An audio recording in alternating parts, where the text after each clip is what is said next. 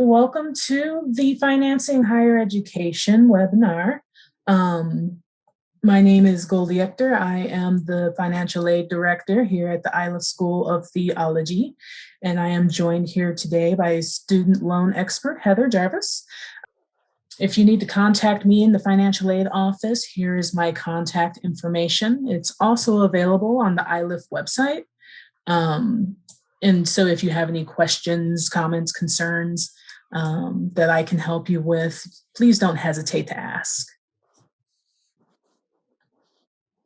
So our presenter today is Heather Jarvis. She will be taking us through what repayment will look like post-COVID and what possibilities may lie ahead now that we have a new administration. So without further ado, I will go ahead and turn it over to Heather to take us through all of these items. Thank you so much. Thank you very much, Goldie. I'll just share my screen here. We've got some fantastic visual aids. So thanks very much. I have loads of information to cover today. And as Goldie said, be happy to take questions as we go along. If you would like to share those through the chat box, please feel free to chime in anytime. So to begin with, when it comes to financing education and paying for master's level education of the sort that Iliff provides, it starts by filling out that free application for federal student aid, just as many of us did for our undergraduate educations. And it's online and can be completed electronically. Important that you do that as your first step, because the free application for federal student aid is what allows you to be considered for all kinds of federal student aid, including money that does not have to be paid back. We're going to spend most of today speaking about student loans and borrowing for education. But one of the good strategies with regard to student loans is to try to limit the amount you borrow to the amount you need. And so it can be helpful to understand what source of aid does not have to be repaid. Sometimes it's referred to as gift aid. And in the example of theological instruction and seminary school, there can be funding that comes directly from churches and denominations. The school itself has grants and scholarships that can be issued to applicants or admittees based both on merit and on need. And those funds are issued to people in the order in which the requests are received. So it's smart to take action as early in the process as you can with regard to the FAFSA. There also are potential opportunities for employer tuition reimbursements or work, including through the federal work study program while studying. But my main area of expertise, and the reason that we're together today, is that many of us need to borrow in order to pay for the cost of higher education. And one of the safest and most affordable ways to do that is through the federal student loan programs. Filling out the FAFSA is also what makes us eligible to borrow from the federal loan programs. And federal loans have a lot of unique consumer protections. Things like opportunities to postpone payments if there are times when that would be helpful, and those can be called deferments or forbearances. There are grace periods, which are periods of time following your graduation or leaving school, before which payments are not required. Federal student loans also have some discharge provisions, so they're safer in that if God forbid something terrible were to happen financially, like disability, inability to work, or even the death of a student loan borrower, federal student loans can be canceled and discharged upon events of that sort. And so they don't harm borrowers as much as some kinds of debt might in those situations where payments would still be required. And they also have just a whole lot of flexibility when it comes to the repayment plans that are available for us, as well as the potential for some forgiveness of federal student loan debt. And those are the things that we're going to talk about in some more detail today, because a lot of these things can be a bit more complicated than would be ideal. Private student loans are the other sort of big category of student loans. There are federal loans and private loans. And private student loans are not as flexible as federal student loans. They tend to have terms that are based on the lender's evaluation of the creditworthiness of the borrower. And they sometimes have variable interest rates. A variable interest rate is one that changes over the life of the loan. Sometimes it changes on a schedule that it could be as often as monthly or quarterly. More regularly, it will be something like annual interest rate changes. And the interest rates change according to sort of market conditions. So on the one hand, if things are bad with the economy, interest rates for private loans and variable rates can be rather low. The problem is that when the economy is heating up and interest rates begin to rise, the private student loans can be expensive and have high interest rates. Sometimes the variable rates don't have any cap on how high they can go. So if you either have any existing private loans from your undergraduate education or you're considering borrowing them for graduate education, be very cautious and recognize that you should really look to federal student loans first, because in nearly every case, they're going to be a better choice. Although there are some exceptions to that rule. It's hard to give you much more specific information about private student loans because they tend to vary quite a lot one from the next. So it's worth understanding that the terms that apply to your agreement will be written in a document called the promissory note. And it's usually just a 2 or 3 page document of fine print.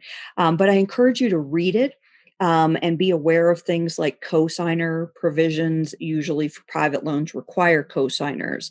And so look to that language. And if you have loans from undergraduate school that are private, it makes sense to take a look at those promissory notes to see, how much do those loans cost and what are the provisions.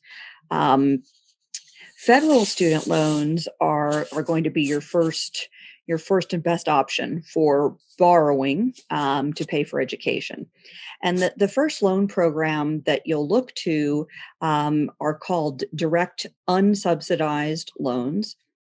You may have borrowed some subsidized federal loans in undergraduate school. Undergraduates with financial need are allowed to borrow subsidized loans in which the government pays the interest while you're in school as a student. But as a graduate student, you're not eligible for the subsidized loan programs. But if you did have an interest subsidy on any of your undergraduate borrowing, that would kick back in if you were a full-time student in a master's or PhD level program. And so the undergrad loans that were subsidized would not be accruing interest while you were doing that education. And the direct unsubsidized loan program has a borrowing limit, and that limit is $20,500. So that's the maximum amount that a person can borrow from that particular loan program as a graduate student. The interest rates, I say current, but I actually mean to say that these rates are starting on July 1st, this July 1st. So if you were considering borrowing loans for the fall semester, these are the rates that you would get starting July 1st. Federal student loans, once you borrow them, the interest rates don't change, but you are getting loans at interest rates that are set each year. So for this coming year, these are the rates. And then next July 1st, 2022, different rates will be issued for loans you would get subsequent to that date. But what you'd be looking at for this fall is 5.28 interest rate and a loan fee of 1.057. That's the cost of borrowing. And we'll look a little more closely at really kind of how that plays out in the real world. It is also possible to borrow from another federal loan program known as the PLUS program for graduate and professional borrowers. PLUS loans have no dollar limit the way that the unsubsidized loans do. but you are limited to borrowing to the cost of attendance, which is that budget that is published by Iliff for a particular school, and that shows what the costs are of both tuition fees, but also a budgeted amount for living expenses. And so it is possible to borrow up to that full cost of attendance in the federal loan programs, but you'd start with unsubsidized loans before going to these plus loans. Now, for plus loans, unlike for the unsubsidized loans, there is a credit check required. A person doesn't necessarily have to have a perfect credit, but you have to show that you don't have what they call adverse credit. And adverse credit means things like significantly bad credit actions like foreclosures and defaults within the last 5 years. If you do have such a circumstance where you have adverse credit history, then you can still borrow from the Plus Loan program, but you'd have to have a person be the endorser on the loan. And someone would have to sign as an endorser, and that person could not have an adverse credit history. So the interest rate on plus loans is significantly higher. So you're much better off with the unsubsidized, and that's why you look to that first, because the plus loans are going to be at a higher interest rate, currently 6.28. And the loan fee also significantly higher, 4.2. So I think it's, one of the things I've noticed, Goldie gave the introduction and I appreciate that. And one thing that she didn't mention, but that I'll mention now is that I became interested in these issues of student loans and protecting consumers by, borrowing my own tremendous amount of student loan debt for my legal education. And so, that I have sort of both personal and professional, sort of stake in it. And I'm trying to see, it looks like we've got a chat. Let me just see if we've got a question that I can answer. Okay. So Lynn's asking if these rates that her current loans will go to in September. So no, Lynn, if you have current loans, they are going to go back to the interest rate that they were set at before the COVID-19 interest rate suspension. So the interest rates that you have on your current loans are going to depend mainly on when you borrowed them. So the best place to see what they are, well, actually, it's hard to see what your interest rates are right now because they've been set to zero for this COVID-19 payment suspension and interest relief. So I have some charts and I can direct you to them. I'm happy to share with you for us to look up what your rates are. But they would have varied a little bit depending on what year you borrowed them. Once you get a federal student loan, though, unless it's from way back before 2006, the interest rate doesn't change. So the loans that you have now will stay at whatever rate they were issued at, unless they're set to zero for something like a global pandemic. So I encourage you to recognize that when we pay for things with borrowed money, even if it's education that we're paying for with borrowed money, we pay for that. We pay for the privilege of having used dollars to purchase services before we earned those dollars, or with dollars that we didn't have in our bank account. And the cost of borrowing is primarily the interest, although there are some fees, as I showed you, associated with certain kinds of borrowing as well. So I want to show you a couple examples just so you can see how this plays out in the real world. And I don't expect you to necessarily do this math or do it quickly or easily, but I do want to emphasize that the interest is the main cost of borrowing. And the interest is a function of the amount you borrow, which is what we call the principal, and the interest rate at which you borrow. But also significantly, the interest accrues upon the principal at the rate over time. So the passage of time also increases the cost of borrowing. And I'll show you some examples of that.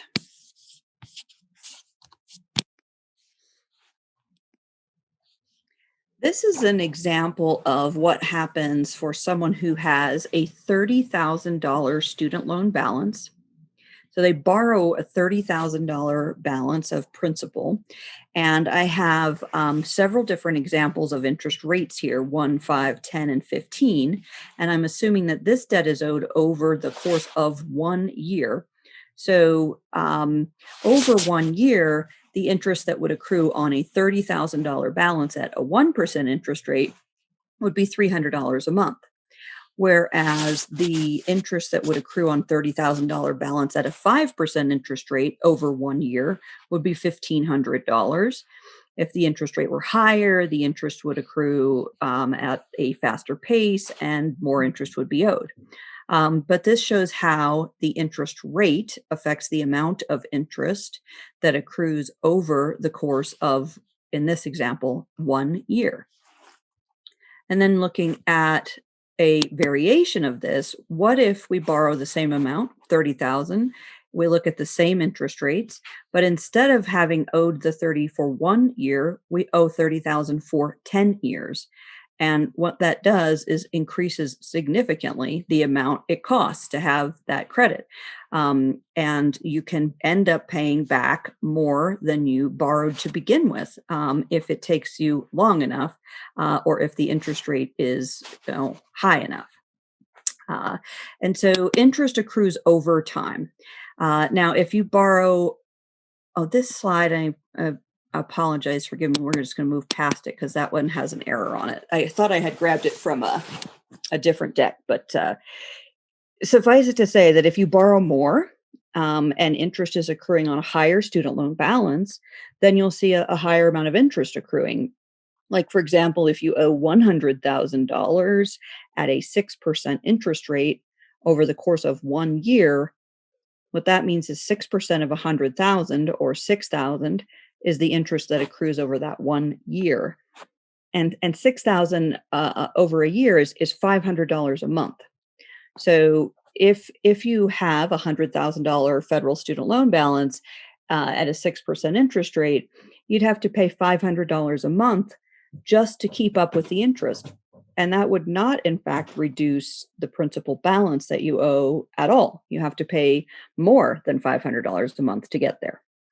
So borrowing costs money and interest accrues over time. But the federal student loans are the best bet you have because they have these flexible provisions and forgiveness provisions and stuff as well. One example of that, and I was speaking with Lynn briefly about that a moment ago, is the CARES Act, the Coronavirus Aid, Relief, and Economic Security Act, has been in effect since March of 2020. It applies only to federally held student loans.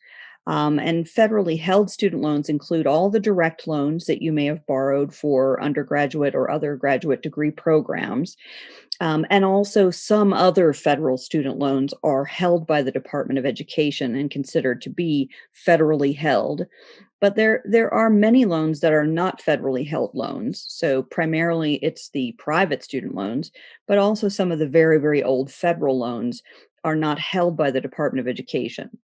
But what the CARES Act did is suspend the requirement to make payments and suspend the accrual of interest. Everyone's interest rates were set to zero. They also stopped what we call involuntary collections, which is when people have default and they are doing things like garnishing wages or seizing federal tax refunds. And this is set to expire at the end of September. So if you have loans already, those loans are not accruing interest now. They're at a 0% rate if they're federally held. But starting October 1st, they will begin accruing interest again, unless the administration decides to further extend the payment suspension and interest waiver. I was more hopeful that the payment suspension and interest waiver would be further continued when things were worse, honestly, with the pandemic. But now that vaccination rates are up and illness is down and the economy seems to be improving in certain ways, I think it's less likely that the administration will extend this payment suspension.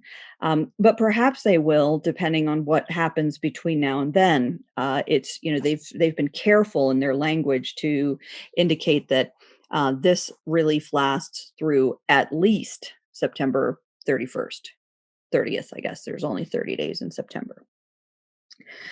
So if you're not sure whether the loans you have now are federally held or if you have loans now and you want to check on those things, you can do it at the studentaid.gov site. And within the loan details, there's a breakdown where you can see the name of your servicer, which is the company that's hired to administer the loans.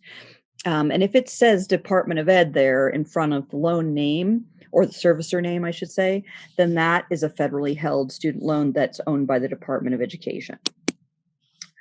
So now I wanted to shift our attention to talking about repayment and forgiveness of these student loans that you may have or may be getting. And there's two primary federal loan forgiveness programs.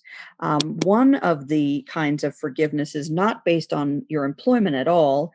Instead, it has to do with your selection of an income-driven repayment plan.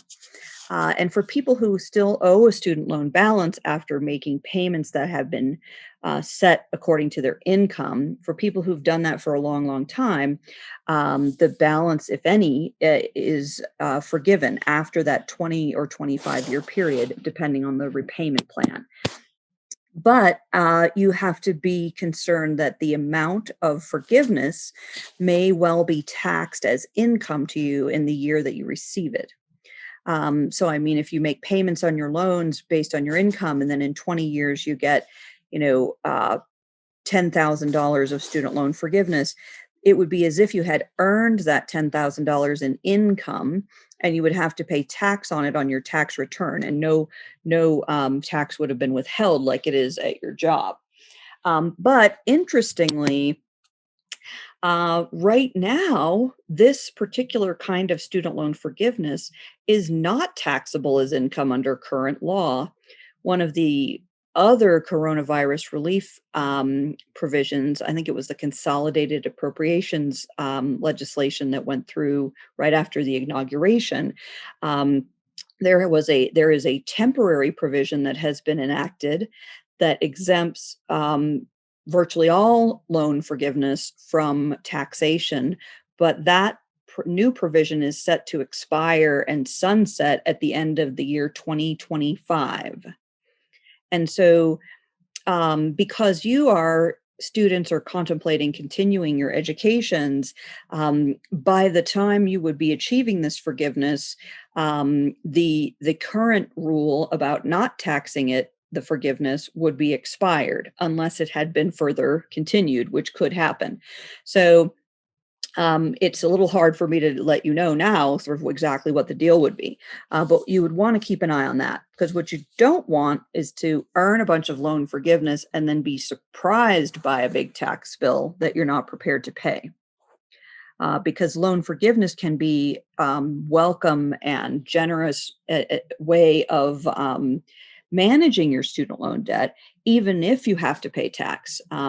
Paying tax at a 25% of the amount that's forgiven is a lot better than paying 100% of the amount that was forgiven.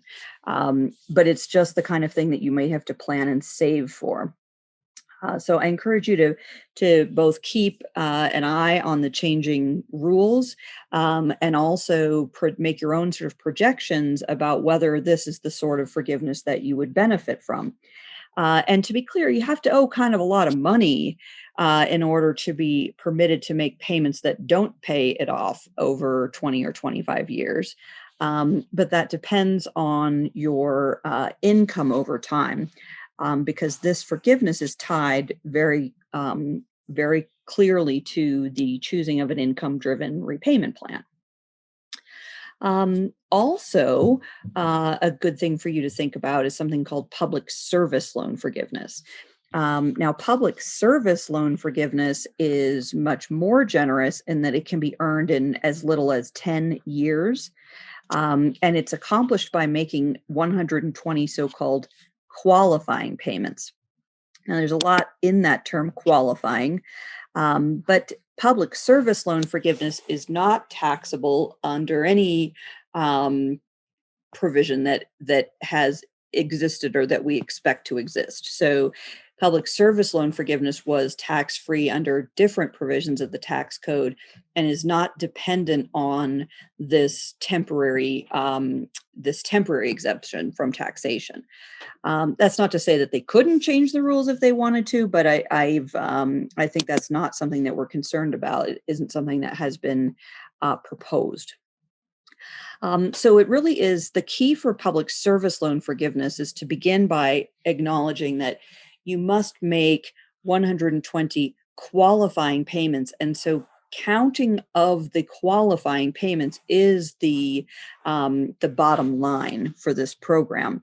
And the government has been very unforgiving in its implementation of the rules, and so hardly any student loan borrowers have earned this forgiveness so far because the requirements of the program are rather nitpicky and tricky to navigate.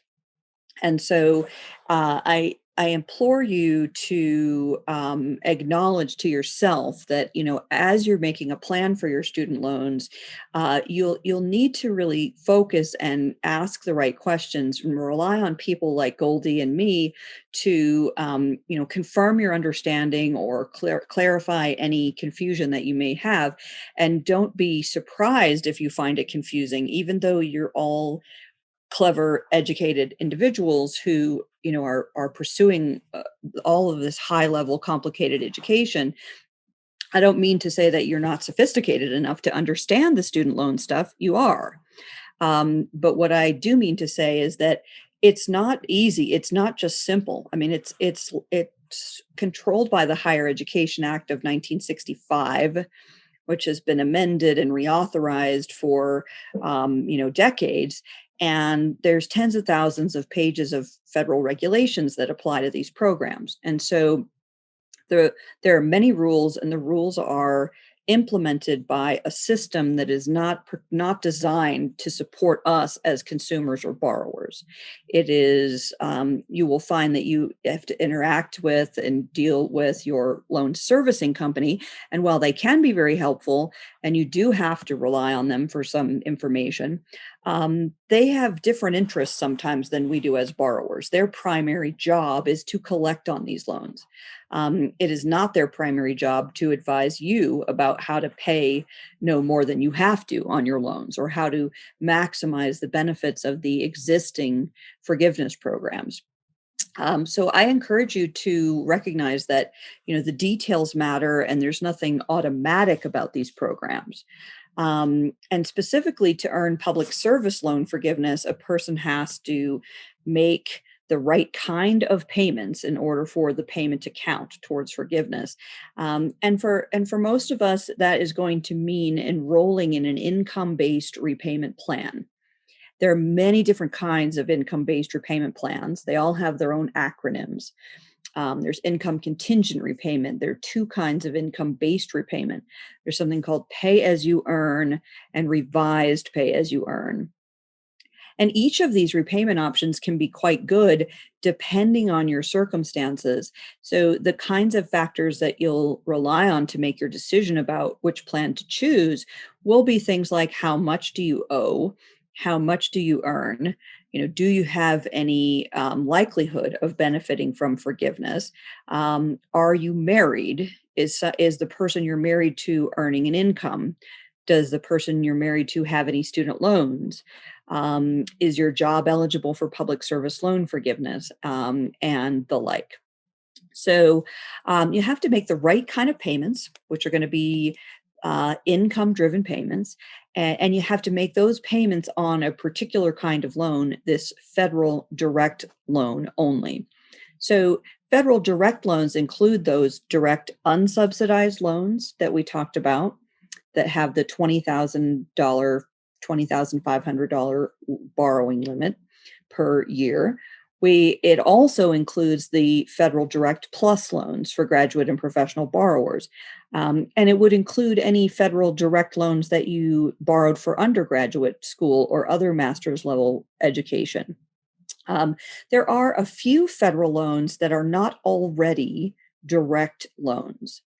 And those are the older federal student loans. They would have been borrowed before the summer of 2010.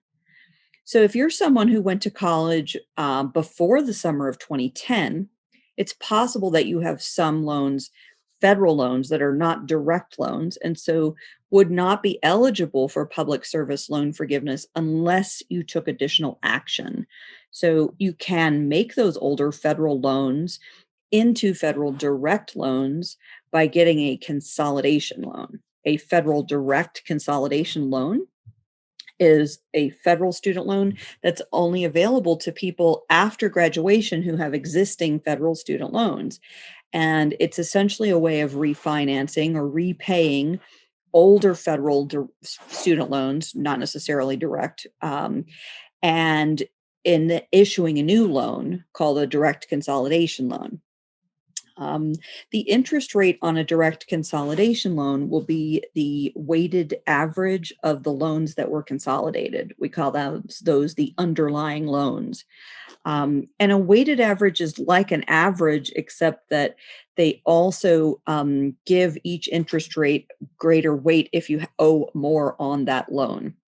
So it's like, for example, if you owed $1,000 at 5% interest and $1,000 at 10% interest, your consolidation loan would be a $2,000 loan at a 7.5% interest rate, because the interest rate would be that blended average, and each of those rates would be weighted equally because your balances are equal in the example I gave.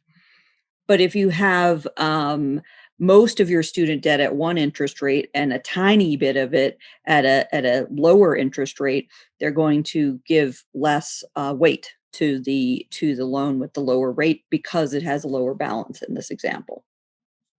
Okay, so one thing you'll want to check on if public service loan forgiveness is for you is whether your loans are all federal direct loans already.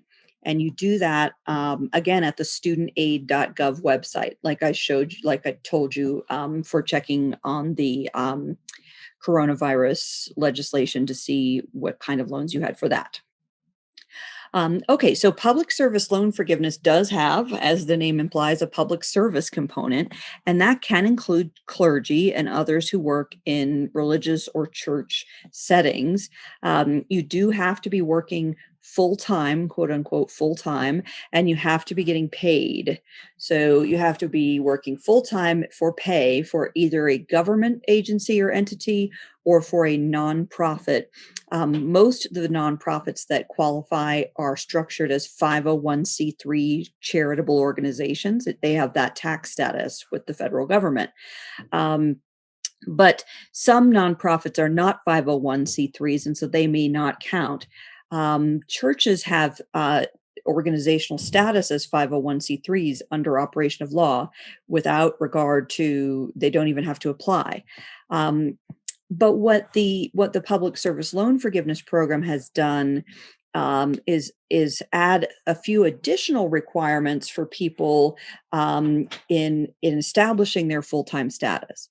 So if you are working in a religious setting in a church, for example, you are permitted to qualify for public service loan forgiveness, but you have to count the hours of work you do a little bit differently than people in other settings. And so the full-time requirement is defined in a couple different ways. They look first at the employer's definition of full-time. So if, for example, my employer required me to work 40 hours a week to be considered full-time status, then I would have to be working 40 hours a week in order to be making payments towards public service loan forgiveness. Because in order to be in the right kind of job, it has to be full-time. And if my employer's standard is high, then my requirement is high. If my employer doesn't have a policy about what counts as full-time, or if my employer has a policy that sets full-time at an amount lower than 30 hours a week, then they look to the student loan guideline, which is 30 hours a week on an annual average over the course of the year. And the additional requirement for people working in churches is that you have to count only certain of your hours towards that full-time requirement. And there may be some hours of time you spend in the day that have to be excluded when you're counting up whether you work full-time or not. And specifically, that is for what they call worship services, religious instruction, and proselytizing. And those are the three things: worship services, religious instruction, and proselytizing, that are not permitted to count towards the full-time requirement. So there isn't any further guidance about what those terms mean, and your hours are reported by yourself. So you're required to honestly track and report your hours, and you're required to work full-time doing things other than religious instruction, worship services, uh, and proselytizing. So certainly, I think that that would include, like, you'd have to not count the time you spent actually, say, in the pulpit delivering a sermon. I think would be excluded from the allowable hours. Um, but many kinds of activities that members of clergy undertake are, say, community related or administrative in nature. And so much of the time you spend can be counted. So the question about whether a given job is eligible for public service loan forgiveness, sometimes in your particular line of work and in your discipline, sometimes that's going to depend on how many hours you work doing things that are not, explicitly religious in nature. And so in my talking over the years with Iliff students and grads from other institutions, apparently many people who work in churches have no difficulty establishing that full-time work, even excluding the hours they spend doing those listed things. But some people have said, if they work in a particularly small church or in the sort of place where there isn't a lot of time spent in a given location, that maybe you may not. So it's a little more complicated for y'all than it might be for some kinds of workers. But you don't necessarily have to be doing something within your degree program or anything else. And it's also the case that public service loan forgiveness is really all or nothing. You get total tax-free cancellation of your full remaining balance if you can establish these 120 qualifying payments over 10 years. If you make 119 qualifying payments, you get no forgiveness at all. It's not partially earned, it's not prorated, or anything like that under current law. Although we may have some opportunities to establish those kinds of things in the future. And I'll talk a little bit about that later. Just a few other things I wanted to cover with you. And again, I encourage you to please ask questions if you do have them.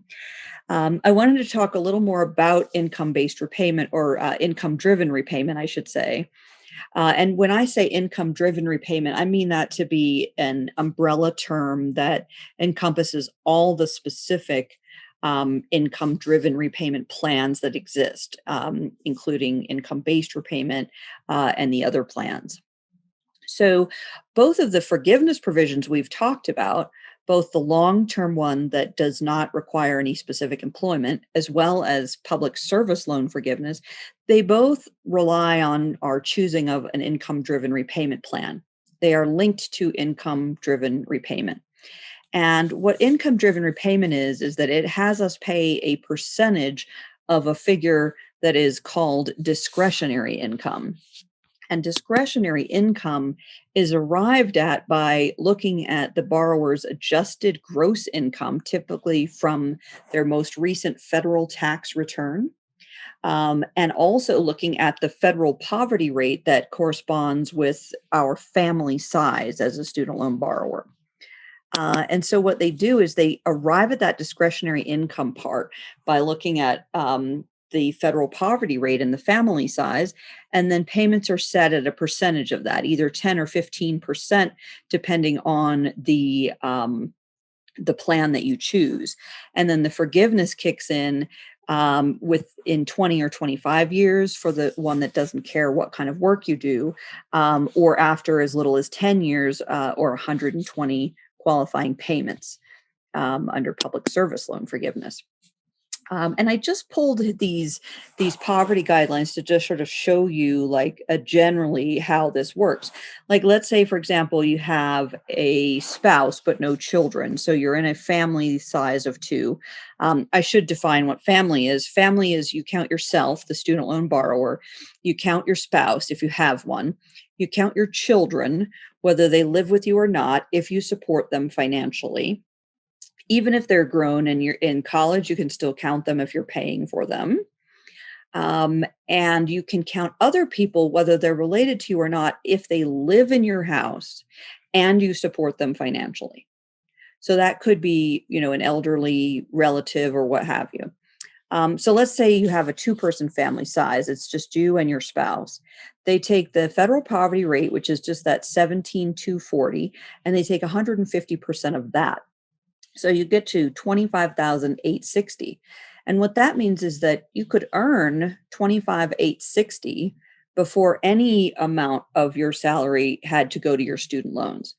And then whatever amount you made over and above that amount is the amount that's considered discretionary. So like, let's pretend it's not 25,860. Let's pretend it's just 25,000 even. So we can do a simple example.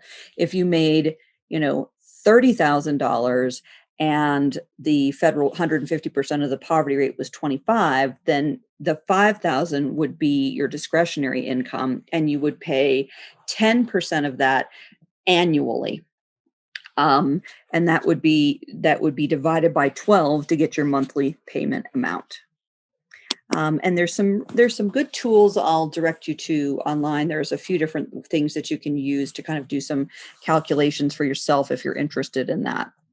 I do think that there's some likelihood that there'll be some change to some of these programs over time.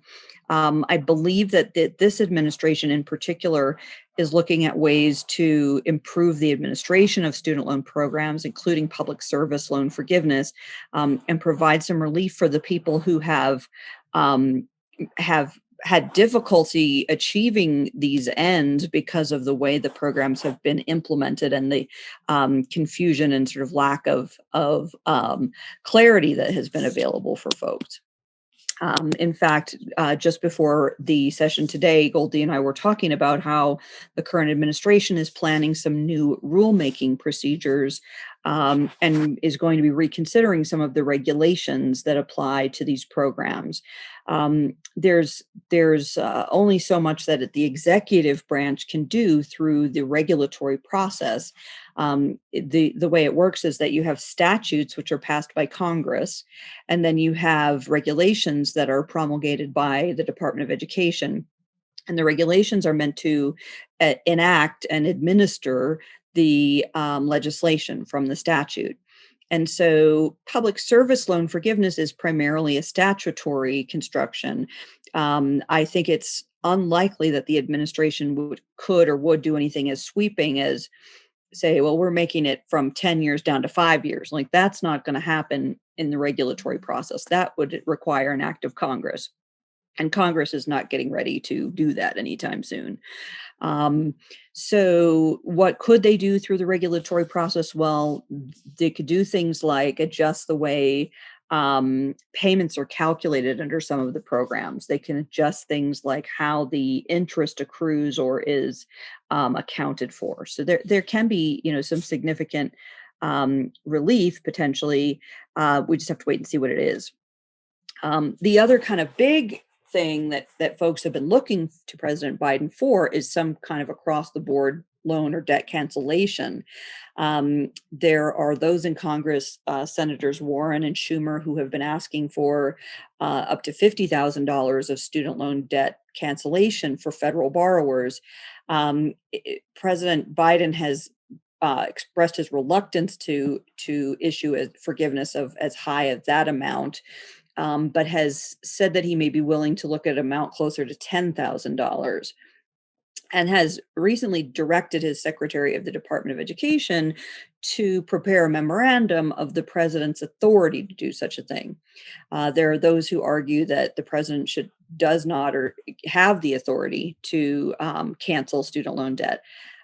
My view, and not just because I'm an advocate for borrowers, although I am, my honest interpretation of the law, and even attempting to be unbiased, which I'm not, is that the executive does have the authority to do such loan cancellation. That said, there are those who would make an opposite argument and who could take it to court, and there's a rather it's somewhat uncertain whether the judiciary would uphold the executive's authority to do something, especially if it was on a large scale. So, this stuff can be kind of confusing. There's a lot of different choices, but you really can afford to pursue the education that you're inclined to pursue. There are programs available to provide both grant and gift aid, as well as student loan borrowing that you would have to repay. And I encourage you that if your higher education involves borrowing student loans, as it does for so many of us, I encourage you to recognize that that can be okay. It doesn't have to be the kind of huge burden that keeps you up at night, but it is a significant circumstance, and it does affect your life to have debt, particularly if it's a lot. And so I encourage you to go into that with your eyes open and recognize that if you choose to pursue education, and if you are in a position where you have to borrow to do so, that can be fine. But that means that you'll need to make a plan, and you'll need to take actions and ask questions and figure things out. Because if you don't, you could inadvertently pay a lot more than you have to for your borrowing, and you're not going to be able to just sort of like forget about it and let it percolate. And if you just ignore it, you'll pay way too much. And so, excuse me. So I encourage you to, park whatever fear you may have, because I think a lot of us are understandably stressed about these kinds of things, and we don't want to pay close attention to it. But I think the closer attention you pay, the more you can come up with a great plan, and the less kind of frightening it really needs to be. So those are the comments that I had for our meeting today, and I would be delighted to open the floor for any more conversation that you may have.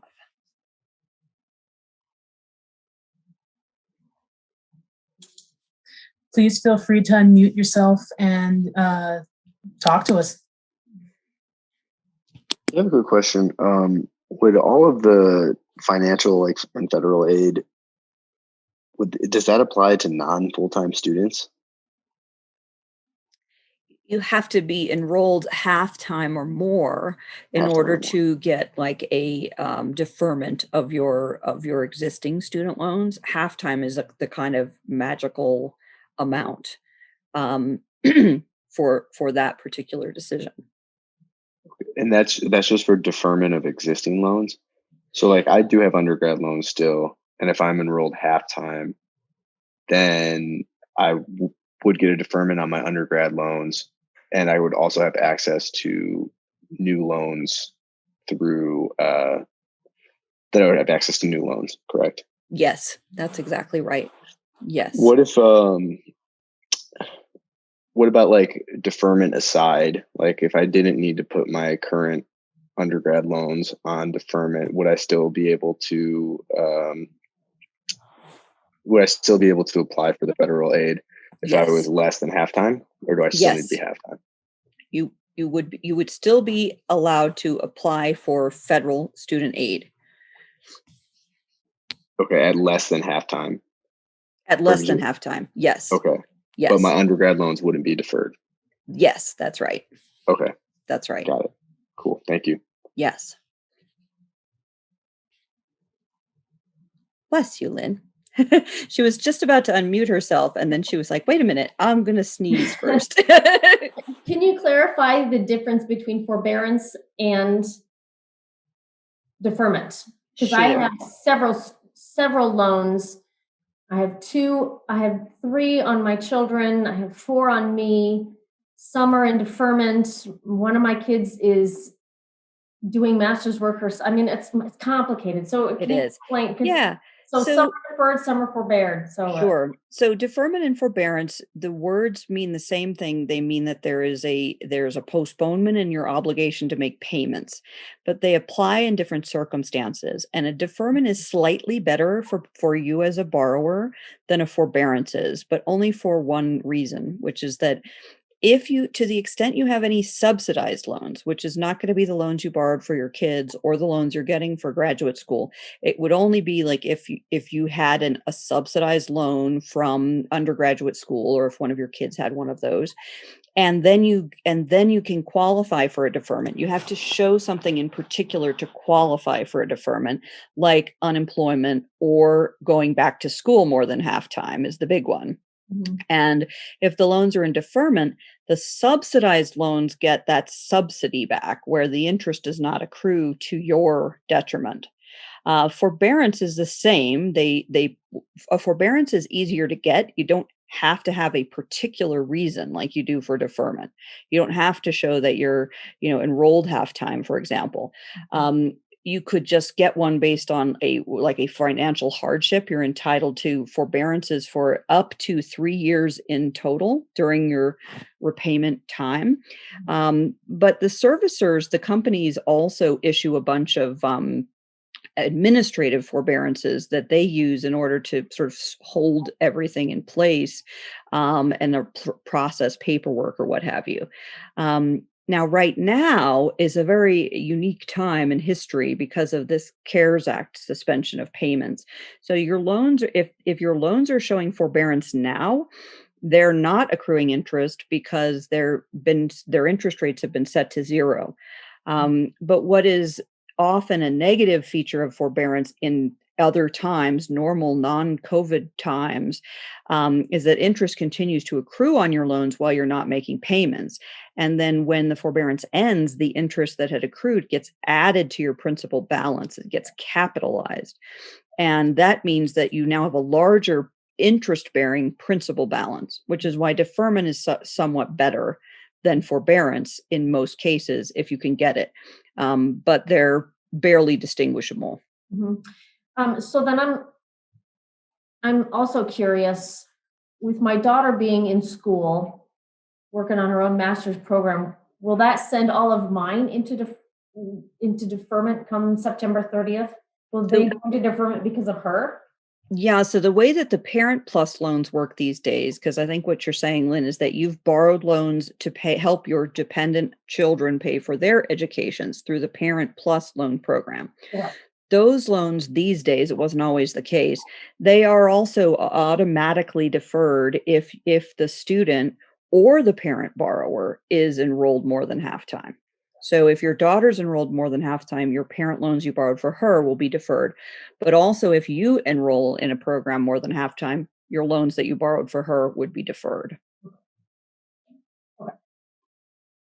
And can I say one other thing, Lynn? As a parent borrower, I want you to make a mental note that you should not consolidate your Parent Plus loans together with your own loans for your own education. Because the Parent Plus loans have somewhat fewer options and somewhat less flexibility than the loans you get for yourself directly. And if you end up being interested in those income-driven repayment plans, only one of them is available for the Parent Plus loans. And so you may want to consolidate the Parent Plus loans, and you may want to consolidate them by themselves so that you could choose something called income contingent repayment for the parent borrowing you've done, because that's the only income plan available for parent borrowers. And only then it's only available if you have consolidated those loans. But what I don't want you to do is include any of your own loans in a consolidation with the loans you got for your daughter, because that has the effect of essentially contaminating the loans you had and making it so that you have fewer options than you would have before doing that. So don't do that.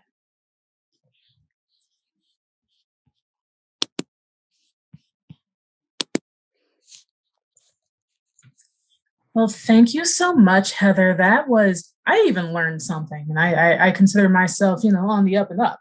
So thank you so much for this presentation, and thank you participants for your questions and for attending. If you want to have a one-on-one with Heather, feel free to email me and I will give you a referral. Your consultation would be covered by Iliff, so it's of no cost to you. Just let me know and I will go ahead and make that connection.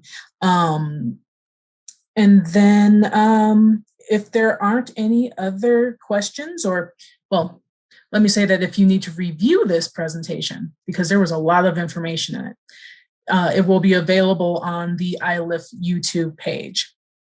So, if you want to go back and go over all of that lovely math that some of us English majors will have to think about for a really long time, it will be available to you. So this concludes our presentation for today. And I just want to let you know that next month in July, around July 18th, I will be doing a presentation myself on specific to Iliff financial aid and scholarships. And I hope that you RSVP on that. It was part of the same email as this particular presentation. And I look forward to seeing you then. Thanks, everyone.